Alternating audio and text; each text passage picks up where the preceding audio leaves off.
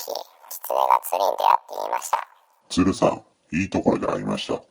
あなたにご馳走したいと思って呼びに来たのです。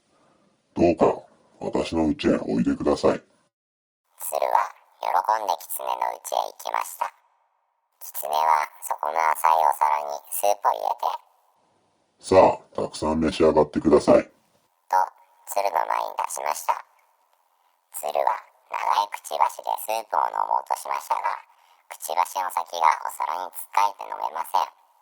意地悪な狐はわざと、鶴さん、あなたはスープが嫌いですか？と尋ねました。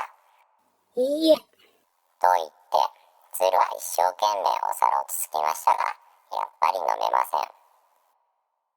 狐は自分のお皿のスープをペロペロときれいに舐めてしまって、ああ、美味しかった。と言いました。狐さん、どうもごちそうさまでした。今度は私の家にも来てください。と言って帰っていきました。やがて狐のところへ鶴からおいでください。という手紙が来ました。狐が鶴の家へ行くと、口の細長い壺が並んでいて、美味しそうな匂いがしてました。狐さん、この間のお礼にご馳走しますから、どうかたくさん召し上がってください。と鶴が言いました。これはどうもごちそうになります。と狐は言いましたが、どうやって食べたらいいでしょう。